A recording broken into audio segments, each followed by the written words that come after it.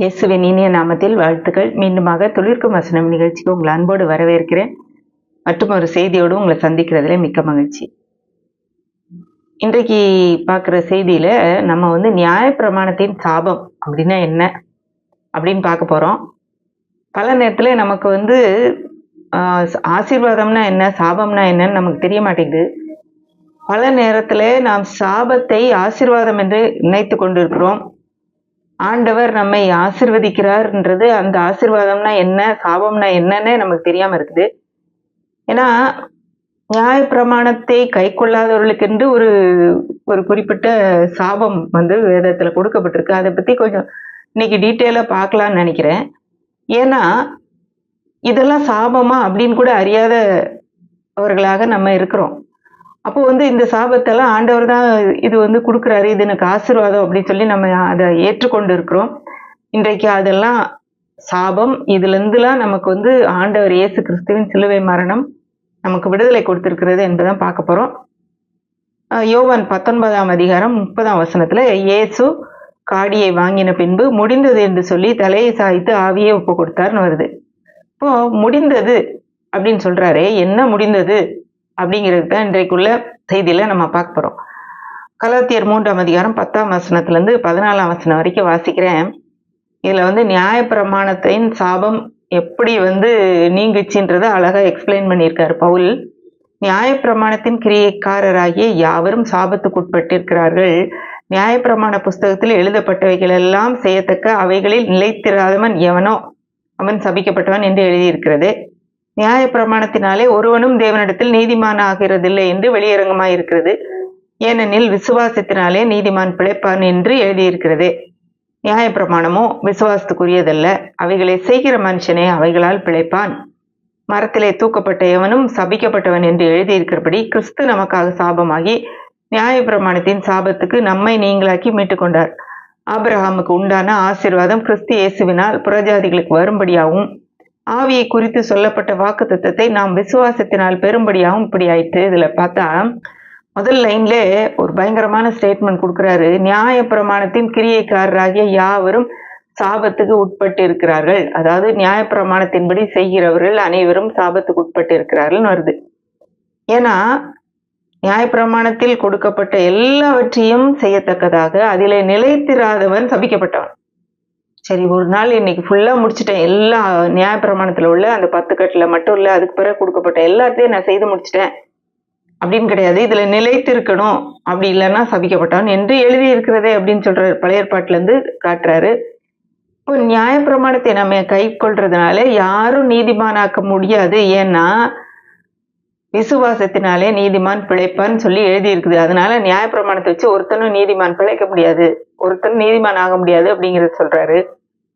ஏன்னா நியாயப்பிரமாணம் விசுவாசத்துக்குரியதில்லை. அது ஏதோ ஒரு காரியத்தை நம்பி நம்புவதன் மூலமாக பெற்றுக்கொள்வது இல்லை. நம்ம ஏதோ செஞ்சு நம்முடைய கிரியைக்கான கூலியாக அது பெற்றுக்கொள்றது. அது கண்டிப்பாக அது ஆசீர்வாதமாக இருக்க முடியாது, அதுல பிழைக்க முடியாது. ஏன்னா நியாயப்பிரமாணம் விசுவாசத்துக்குரியதல்ல, அவைகளை செய்கிற மனுஷனே அவைகளால் பிழைப்பான். 13ஆம் வசனம் தான் ரொம்ப முக்கியமான வசனம்.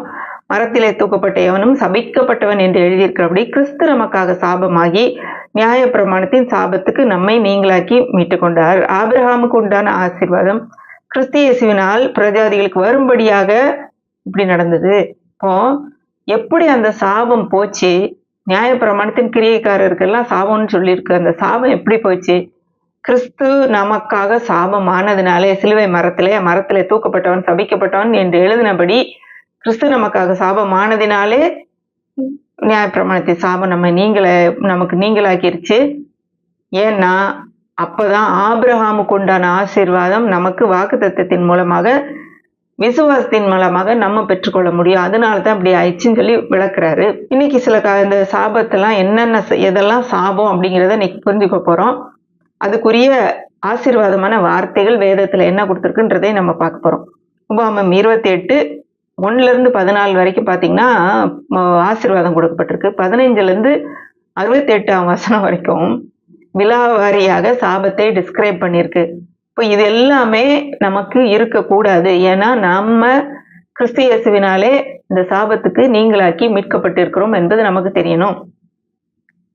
இன்னொரு காரியத்தை நான் பிறகு சொல்றேன். 15 வசனத்தை வாசிக்கிறேன். இன்று நான் உனக்கு விதிக்கிற உன் தேவனாகிய கர்த்தருடைய எல்லா கற்பனைகளின்படியும் கட்டளைகளின்படியும் நடக்க கவனமாய் இருக்கிறதுக்கு அவர் சத்தத்திற்கு செவிகொடாதே போனால் இப்பொழுது சொல்லப்படும் சாபங்கள் எல்லாம் உன்மேல் வந்து உனக்கு பலிக்கும் அப்படின்னு சொல்லிட்டு ஆரம்பிக்கிறாரு. முதல்ல 16ஆம் வசனம், நம்ம இருக்கும் இடம் சபிக்கப்பட்டிருக்கோன்னு பாருங்க. நீ பட்டணத்திலும் சபிக்கப்பட்டிருப்பாய், வெளியிலும் சபிக்கப்பட்டிருப்பாய், எங்கெல்லாம் இருக்கியோ அங்கெல்லாம் சபிக்கப்பட்டிருப்பாய். ஆனா இதே இது அந்த அதிகாரத்தின் 3வது வசனத்துல, நீ பட்டணத்திலும் ஆசீர்வதிக்கப்பட்டிருப்பாய், வெளியிலும் ஆசீர்வதிக்கப்பட்டிருப்பாய். அப்ப நம்ம இருக்கிற இடத்துலயும் நம்ம போகிற இடத்துலயும் ஆசீர்வாதமாய் இருப்போம்ன்றதான் நமக்கு கொடுக்குற ஆசீர்வாதம். ஆனா சாபம் என்ன, நம்ம இங்க இருக்கிறதுலயும் வெளியிலயும் நம்ம சபிக்கப்பட்டிருப்போன்றது, இதெல்லாம் சாபம்.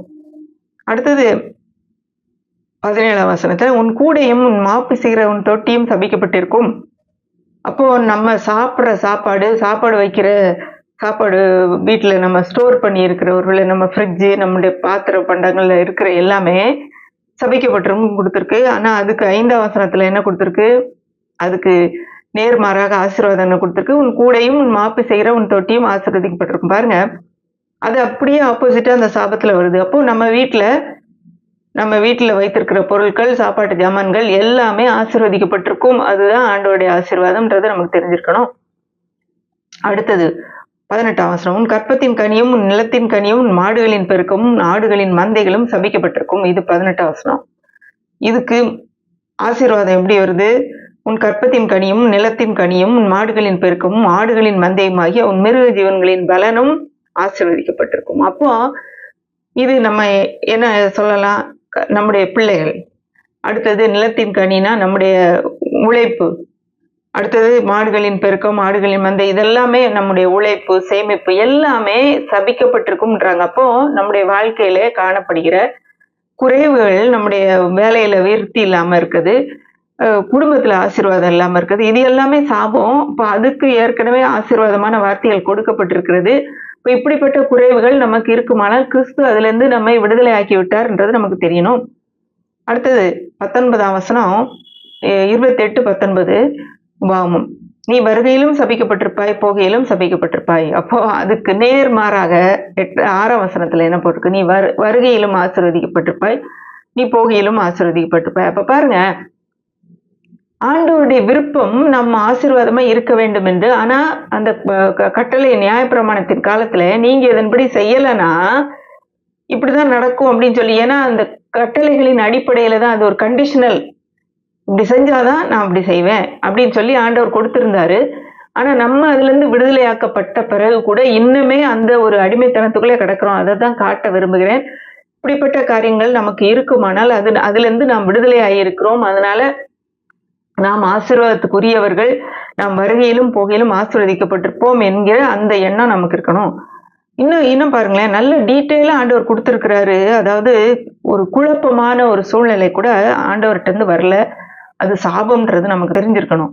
உபாகமம் 8ஆம் அதிகாரம் 28-20 வசனம் வாசிக்கிறேன். என்னை விட்டு விலகி நீ செய்து வருகிற உன் துர்க்கிரியைகளின் நிமித்தம் சீக்கிரம் கெட்டு போய் நீ அழியும் மட்டும் நீ கையிட்டு செய்கிறதில் எல்லாவற்றிலும் கர்த்தர் உனக்கு சாபத்தையும் கேட்டையும் வரப்பண்ணுவார். நீ கையில என்னெல்லாம் செய்யறியோ அதெல்லாம் சாபமும் கேடா இருக்கும். ஆனா நமக்கு என்ன ஆசீர்வாதம், கர்த்தருடைய வேதத்துல இரவும் பகலும் பிரியமா இருந்து இரவும் பகலும் அதுல தியானமா இருக்கிற மனுஷன் பாக்கியவான், அவன் செய்வதெல்லாம் வாய்க்கும்.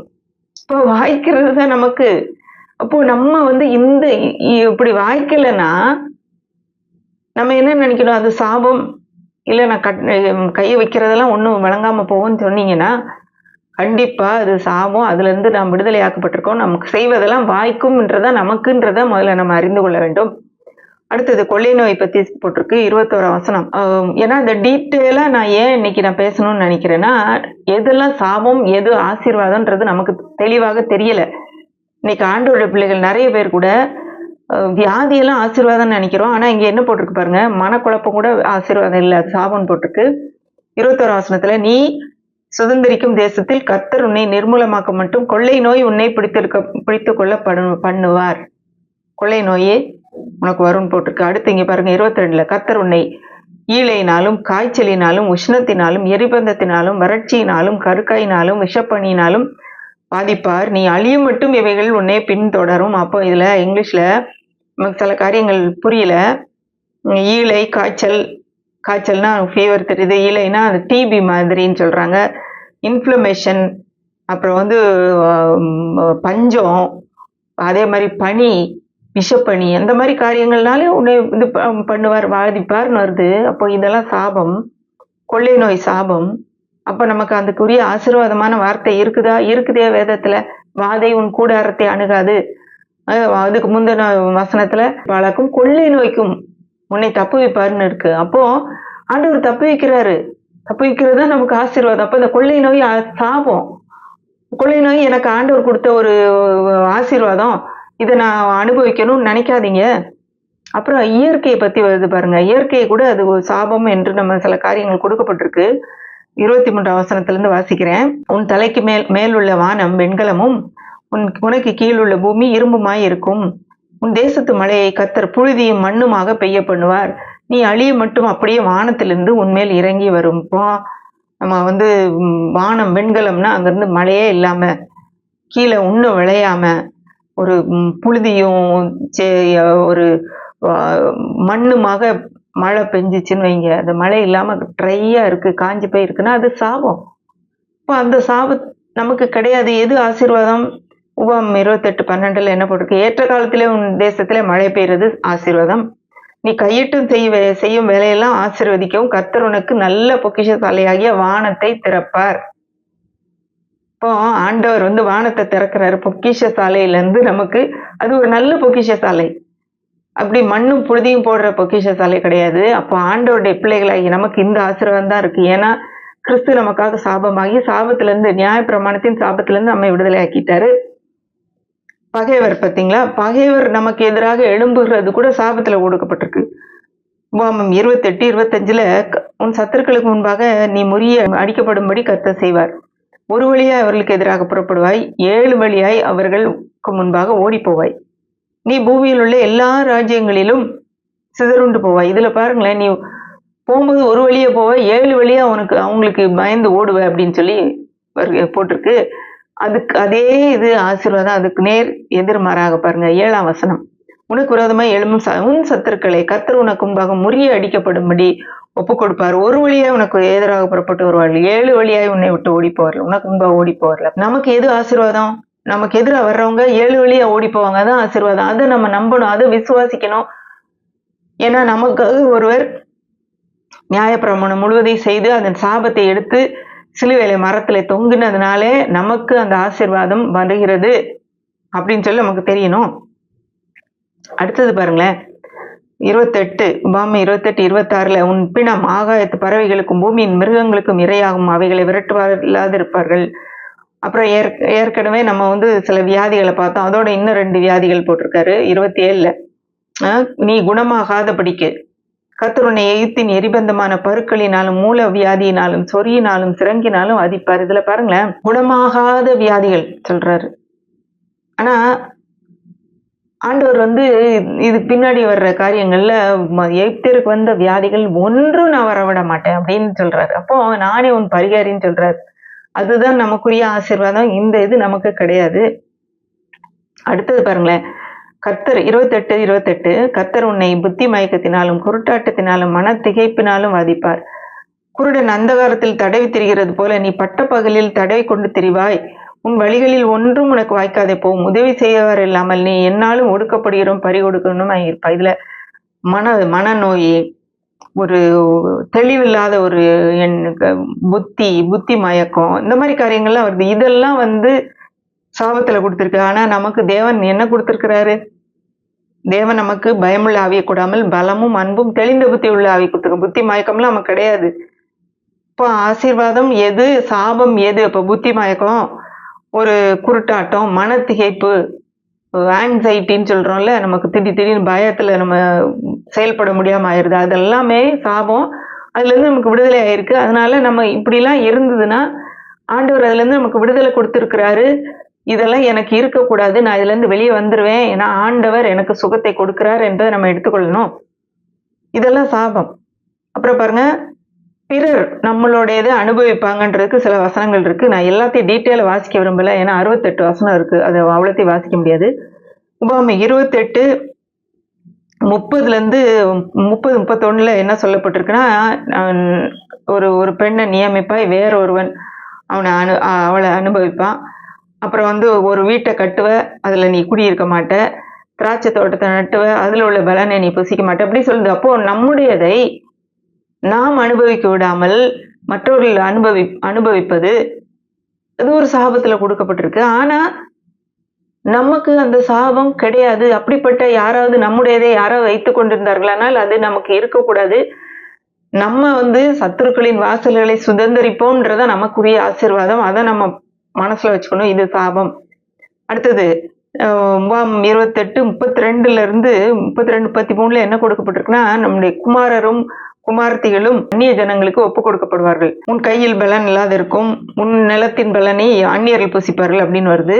இப்போ இதுல பிள்ளைகள் வந்து ஒருவேளை இன்றைக்கு என்னை பார்த்து கொண்டிருக்க யாருக்காவது பிள்ளைங்க ஏதாவது அடிமைத்தனத்துல இருந்தாங்கன்னா அது கூட சாபம் நினைச்சுக்கோங்க. ஏன்னா அவங்க என்னைக்கு விடுதலை ஆவாங்க, இந்த ஒரு கெட்ட பழக்கத்துக்கு அடிமையாயிட்டாங்களே, இப்படிப்பட்ட காரியங்கள்ல அவங்க மாட்டிக்கிட்டு இருக்காங்களேன்னு சொல்லி நீங்க வேதனைப்படுறீங்களே, அந்த பிள்ளைங்க அடிமையா இருக்காங்களேன்றது.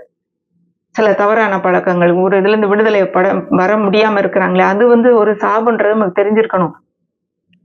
அப்போ அதுல இருந்து ஆண்டவர் வந்து விடுதலை கொடுக்கிற தேவன் நம்ம பிள்ளைகளுக்கு கொடுக்கிறாருன்ற வசனங்கள் இருக்குது. நான் இன்னைக்கு அதை காட்டல, ஏன்னா நேரம் ஆகுறதுனால நமக்கு அவ்வளவு நேரம் இல்லை அதுல பேசுறதுக்கு. அடுத்தது 28, 34 பாருங்களேன். உன் கண்கள் காணும் காரியங்களினாலே மதி மயங்கி போவாய். அதுவுமே நம்ம வந்து புத்தி மயக்கமாறது, ஒரு மனத்திகை போடுறது, ஸ்ட்ரெஸ், ஆன்சைட்டி, ஒரு பயம், இப்படிப்பட்ட காரியங்கள் போட்டிருக்கு. இது வந்து நமக்கு கிடையாது. ஏற்கனவே அதுக்குரிய வசனத்தை நான் சொல்லிட்டேன். அடுத்தது நம்முடைய வியாதிகளை பத்தி கொஞ்சம் ஏற்கனவே வந்துச்சு. இப்ப 2வது தடவை வந்து 3வது தடவையும் வியாதிகளை பத்தி போட்டிருக்கு. கிரானிக் டிசீஸ், அதாவது ஸ்ட்ரெஸ், குணமாக முடியாத வியாதிகளை பத்தி கொடுக்கப்பட்டிருக்கு. 35 உன் உள்ளங்கால் தொடங்கி உன் உச்சந்தலை மட்டும் குணமாகாதபடிக்கு கர்த்தர் உன்னை முழங்கால்களிலும் தொடைகளிலும் கொடிய எரிபந்த பருக்களினாலே வாதிப்பார். இதுவுமே ஒரு சாபம். இது ஆண்டவர் கொடுக்கிற ஆசீர்வாதம் இல்லை. நாம் அதை ஏற்றுக்கொள்ள வேண்டிய அவசியம் இல்லை. அப்புறம் 36 இன்னொன்னு காரியமும் சாபமா கொடுக்கப்பட்டிருக்கு. கர்த்தர் உன்னையும் உனக்காக ஏற்படுத்தி கொண்ட ராஜாவையும் நீயும் உன் பிதாக்களும் அறியாத அந்நிய ஜாதி எடுத்து போக பண்ணுவார். அங்கே நீ மரமும் கல்லுமான அந்நிய தேவர்களை சேவிப்பாய். இப்ப அந்நிய தேவர்களை, கர்த்தரை சேவிக்காமல் அந்நிய தேவர்களை வணங்குவது கூட ஒரு சாபமாக கொடுக்கப்பட்டிருக்கிறது. ஆனா ஆசீர்வாதம் என்ன? அதே அதிகாரம் 9ஆம் வசனத்திலே, நீ தேவனாய கர்த்தரின் கட்டளை கைக்கொண்டு அவர் வழியில் நடக்கும்போது கர்த்தர் உனக்கு ஆணையிட்டபடியே அவர் உன்னை தமக்கு பரிசுத்த ஜனமாக நிலைப்படுத்துவார் அப்படின்னு போட்டிருக்கு. அதுக்குரிய ஆசீர்வாதம் அதுல இருக்குது. இங்க பாருங்க. அடுத்தது பிறர் நம்ம வந்து ஏளனமா நினைக்கிறது, பரியாசம் பண்றது, அது கூட சாபம்னு போட்டிருக்கு. அப்போ யாராவது நம்ம கேலி பண்ணிட்டு நம்மள வந்து அற்பமா பேசிட்டு இருக்காங்கன்னா அதுல இருந்து நம்ம விடுதலை ஆக்கப்பட்டோம். நம்ம வந்து மற்றவங்க கண்களுக்கு முன்பாக கர்த்தர் நம்மை மேன்மைப்படுத்துவார்ன்றது நமக்கு தெரிஞ்சிருக்கணும். ஏன்னா அதுல சாபத்துல போட்டிருக்கு பாருங்க, கர்த்தர் உன்னை கொண்டு போய் விடும் எல்லா ஜனங்களுக்குள்ளும் பிரமிப்பும் பழமொழியும் பரியாச சொல்லுமாவாய். ஆனா அதுக்குரிய ஆசீர்வாதம் 10ஆம் வசனத்துல, 28 10ஆம் வசனத்துல, அப்பொழுது கர்த்தருடைய நாமம் உனக்கு தரிக்கப்பட்டது என்று பூமியின் ஜனங்கள் எல்லாம் கண்டு உனக்கு பயப்படுவார்கள். அப்போ நம்ம மற்றவங்க நம்மளை கேவலமா பேசிட்டு இருக்க நிலைமை நமக்கு கிடையாது. நமக்கு அதை வந்து ஏற்றுக்கொள்ளக்கூடாது. நம்ம வந்து மற்றவங்க பார்த்து நம்ம பயப்படுற அளவுக்கு நம்ம மேன்மையாக ஆண்டவர் உயர்த்துவார் என்பதுதான் நமக்குரிய ஆசீர்வாதம். ஏன்னா அவருடைய நாமம் நமக்கு தரிக்கப்பட்டிருக்குது. இயேசு கிறிஸ்துவின் மூலமாக அவருடைய நாமம் நமக்கு கொடுக்கப்பட்டிருக்கிறது. அடுத்து இன்னொரு காரியம், ஏன்னா ஆண்டவர் வந்து எது ஒன்னே விடல, எல்லாம் டீட்டெயிலா கொடுத்துருக்காரு. ஏன்னா இதெல்லாம் சாபம்ன்ற நமக்கு தெரிஞ்சாதான் இப்படிப்பட்ட சாபத்துல இருந்து நாம் விடுதலையா இருக்கிறோம் என்ற அறிவு நமக்கு வரும்ன்றதுக்காக இப்படி எழுதி வச்சிருக்கிறாரு ஆண்டவர். இப்ப பாருங்க, இன்னொரு 28 38 41 வரைக்கும் 40 வரைக்கும் என்ன போட்டிருக்குன்னா, நம்ம நிறைய விதைய விதைச்சாலும் கொஞ்சமா இருப்போம் அப்படின்னு போட்டிருக்கு. ஆனா அதுக்கு நேர் ஆப்போசிட்டா உள்ள காரியம், அதுக்குள்ளே ஆசீர்வாதம் என்னன்னு பாத்தீங்கன்னா, உபாகமம் 28:8, கர்த்தர் உன் களஞ்சியங்களிலும் நீ கையிட்டு செய்யும் எல்லா வேலையிலும் உனக்கு ஆசீர்வாதம் கட்டளையிடுவார். உன் தேவனாகிய கர்த்தர் உனக்கு கொடுக்கும் தேசத்துல உன்னை ஆசீர்வதிப்பார். அப்போ நமக்கு வந்து குறைவு கிடையாது. குறைந்த அறுவடை கிடையாது. நம்ம எவ்வளவு விதைக்கிறோமோ அதுக்கு பல மடங்கு தான் நம்ம அறுப்போம். இப்போ குறைவா இருக்குது, நம்ம நம்ம விதைக்கிறதுக்கு நம்ம போடுற எஃபர்ட்டுக்கு ஏத்த காரியம் விளைவு நமக்கு கிடைக்கல, பலன் நமக்கு கிடைக்கலன்னா இது வந்து சாபம். ஆனா அதுல இருந்து நாம் விடுதலை ஆயிருக்கிறோம். இப்படிப்பட்ட ஒரு காரியத்திலிருந்து எனக்கு விடுதலை உண்டு. ஆண்டவர் எனக்கு என்னுடைய கையின் பிரயாசத்துக்கு பல மடங்கு பலனை தருவார்ன்றதை நம்ம முதல்ல விசுவாசிக்கணும். அடுத்தது பூச்சி தொல்லை, அது கூட ஒரு சாபம்னு போட்டிருக்கு. 42ஆம் வசனம், மரங்கள் எல்லாவற்றையும் நிலத்தின் கனிகளையும் விட்டில் பச்சித்து போடும். வீட்டில் பூச்சி, ஒருவேளை நம்ம வீட்டுல தேவையில்லாத பூச்சிகள் தொந்தரவு, நம்ம தோட்டத்துல இந்த மாதிரி காரியங்களை நம்ம அழித்து கொண்டு இருக்குதுன்னா அது ஒரு சாபம். அதுக்கு எதிராக நாம விசுவாசத்தோடு வசனங்களை பேச முடியும். அடுத்து பாருங்க, 43ஆம் வசனத்துல என்ன போட்டிருக்குன்னா, அந்நியன் முன்பாக மற்றவங்க, நமக்கு நம்ம ஊரை சேராத மற்றவங்க இருப்பாங்க, அவங்க முன்னாடி நமக்கு ஒரு குறைவு தாழ்வு வரும். அவன் உன்னிடத்துல கடன் பட மாட்டான், நீ அவனுக்கு கடன் படுவாய். 44ஆம் வசனம், அவன் தலைவனாயிருப்பான், நீ வாளாயிருப்பாய். ஏன்னா அதுக்கு பாத்தீங்கன்னா நம்ம எல்லாருக்கும் தெரிஞ்ச ஒரு வசனம் 14ஆம் வசனம், இன்று நான் உனக்கு விதிக்கிற உன் தேவனாகிய கர்த்தரின் கட்டளையை கைக்கொள்ளவும் அவைகளின்படி நடக்கவும் அவைகளுக்கு செவி கொடுத்து வந்தால் கர்த்தர் உன்னை வாளாக்காமல் தலையாக்குவார், கீழாகாமல் மேலாவாய். அப்போ நீ இதெல்லாம் செஞ்சினா, நியாயப்பிரமாணத்தின்படி எல்லாம் நான் சொன்ன நியாயப்பிரமாணத்தின் இதெல்லாம் நடந்தீனா நீ கீழாக மாட்ட, மேலாவ. அப்போ இதுல பாத்தீங்கன்னா அந்த கண்டிஷன் என்னன்னா, நியாயப்பிரமாணத்தின் படி நடக்கணும். ஆனா அந்த நியாயப்பிரமாணத்தின் படி எல்லாரும் யாராலையுமே ஃபுல்லா பண்ண முடியாது, அதன்படி நடக்க முடியாது. ஆனா அதை குறித்து ஒரு இயேசு கிறிஸ்து அதை பண்ணாரு. ஆனா அது குறித்து எப்படி கொடுக்கப்பட்டிருக்கு? எபிரேயர் 10ஆம் அதிகாரம் 16ஆம் வசனத்துல, இது வந்து பழைய ஏற்பாட்டுல கொடுக்கப்பட்ட ஒரு வசனத்தையே ஆண்டவர் கோட் பண்றாரு. நான் அவர்களோட அந்த நாட்களுக்கு பின் நான் அவர்களோட பண்ணும் உடன்படிக்கையாவது, நான் என்னுடைய பிரமாணங்களை அவருடைய இருதயத்திலே வைத்து அவைகளே அவர்களுடைய மனதில் எழுதுவேன் என்று கர்த்தர் சொல்கிறார். பாருங்க, முந்தி கற்பலையில எழுதி கொடுத்தாரு, இதை செய்யணும், இதை செய்யணும், இதை செய்யணும், இதை செய்யணும், இதெல்லாம் செஞ்சினா உனக்கு ஆசீர்வாதம், இல்லைன்னா இந்த சாபம். இது வரைக்கும் நம்ம சொன்னோமே, இன்னும் இருக்கு. இப்போ நம்ம 46 வரைக்கும் தான் வந்திருக்கு, 68 வரைக்கும் இருக்கு. இப்போ இந்த சாபம்லாம் உனக்கு வரும்னு சொல்றாரு. அதெல்லாம் கற்பலை கையில எழுதி வச்சிருக்காரு. ஆனா அதெல்லாம் நம்முடைய இருதயத்துல எழுதிடுவாராம். இப்போ இயேசு கிறிஸ்துவின் மூலமாக நாம் ஆண்டவரை ஏற்றுக்கொண்ட பிறகு, இயேசு கிறிஸ்து இந்த உலகத்தில் வந்து அந்த பலியை நிறைவேற்றின பிறகு, சாபத்தை ஆசீர்வாதமாக மாற்றின பிறகு இருதயத்துல எழுதிடுவாரு. அப்போ நமக்கே தெரியும், நம்மளே ஒரு சந்தோஷமாக அதன்படி நடப்போம். நம்ம யாரும் நம்மளை போட்டு சொல்ல வேண்டிய அவசியமே இல்லை. அடுத்து பாருங்களேன், 47 47 48 அதுல இருந்து பாத்தீங்கன்னா 52 அதெல்லாம் ஃபுல்லா பார்த்தா என்ன வருதுன்னா, எதிரிகள் வருவாங்களாம், சகலம் குறைவுபடுமா. அப்போ வந்து நமக்கு குறைவு இருக்கு, நமக்கு எதிராக பகைவர்கள் வர்றாங்க, நமக்கு வந்து நம்மளுக்கு ஒரு இரக்க குணம் இல்லாத மக்கள் நமக்கு எதிராக வர்றாங்க அப்படின்னா, இது எல்லாமே சாபத்துல இருக்கு. நமக்கு எதிரிகள் நமக்கு எதிராக எழும்புறது, இப்படிப்பட்ட இதெல்லாமே ஃபுல்லா 68 58 வரைக்கும் இதே தான் கொடுக்கப்பட்டிருக்கு. நீ எல்லாத்தையும் இழந்து போவ, நீ சத்துருக்கள் முன் வாசல்ல உன்னைய சுத்தி முற்றுகை போடுவாங்க, இதெல்லாம் அப்படி போட்டுட்டு கடைசியில திரும்பவும் வந்து வாதையினால உன்னை வாதிப்பேன். அதான் 59ல பாத்தீங்கன்னா, நீங்காத பெரிய வாதைகளினாலும் கொடிய ரோகங்களினாலும் உன்னையும் உன் சந்ததியை அதிசயமாய் வாதித்து நீ கண்டு பயந்த வியாதிகள் எல்லாம் உன்மேல் அறிவிப்பார், அவைகள் உன்னை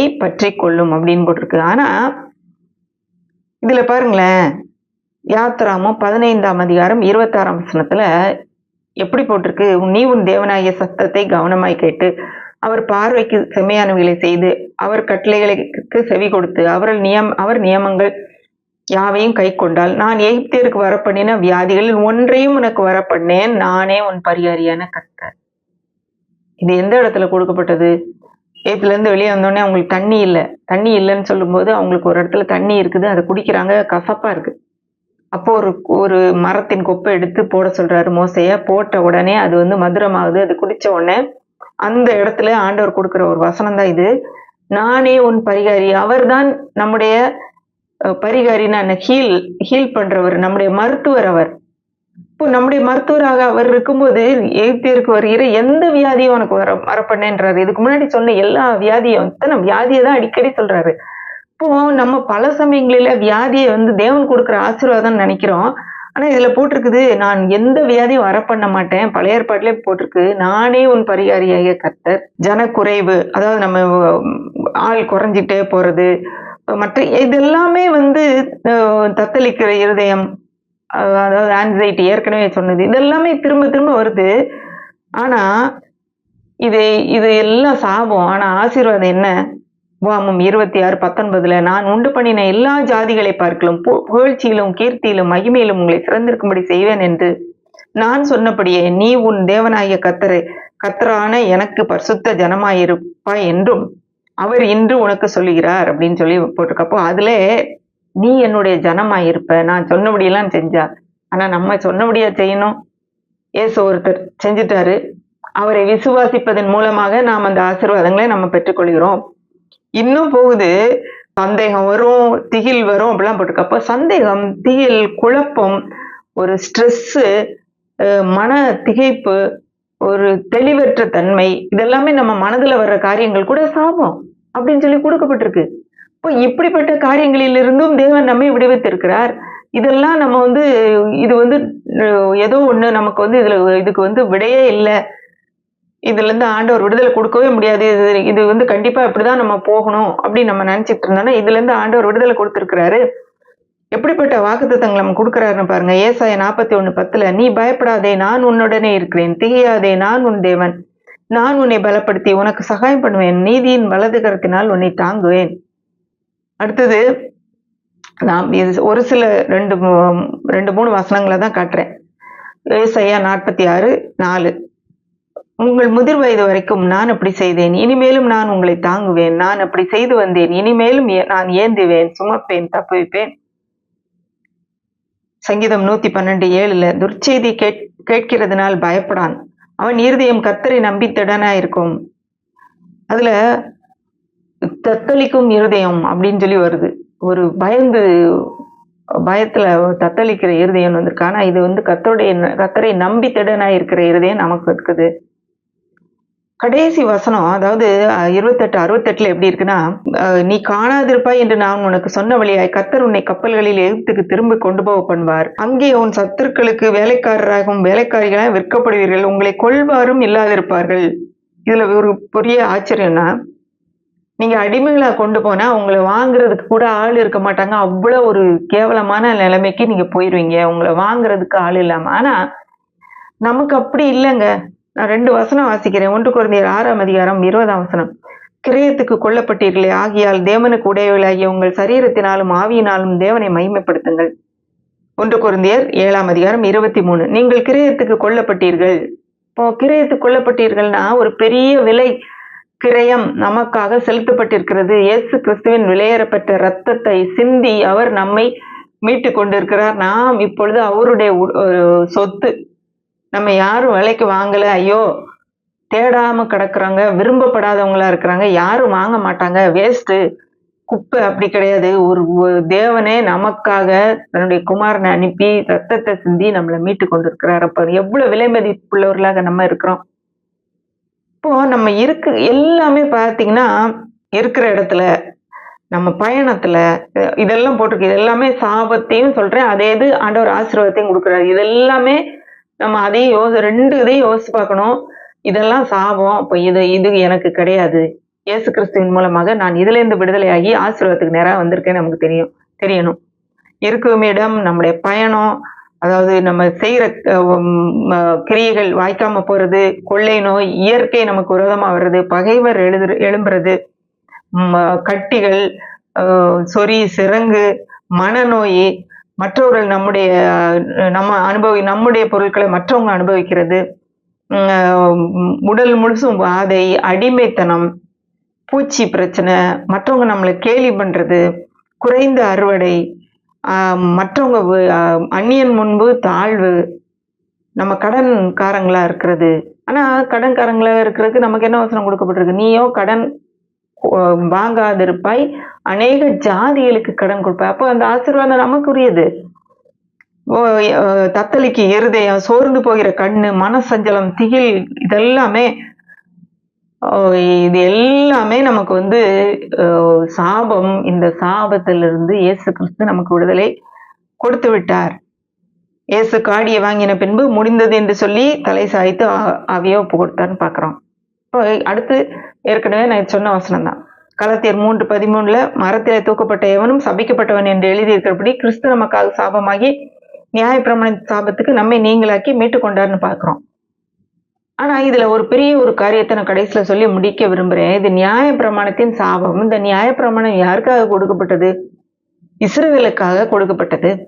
இஸ்ரவேல் மக்கள் அந்த சீனாய் மலையில அவர்களுக்காக கொடுக்கப்பட்டது. நீங்க இதை செஞ்சீங்கன்னா நான் வந்து உங்களுக்கு இப்படி செய்வேன், நீங்க இதை செய்யலைன்னா இதெல்லாம் உங்களுக்கு நடக்கும்னு சொல்லி கொடுக்கப்பட்டது.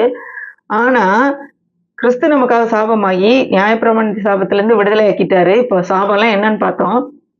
ஏன்னா ஆபிரகாமுக்கு உண்டான ஆசீர்வாதம். ஆபிரகாம் எங்க இருந்தா? இந்த நியாயப்பிரமாணத்துக்கெல்லாம் முன்னாடி உள்ளவன்.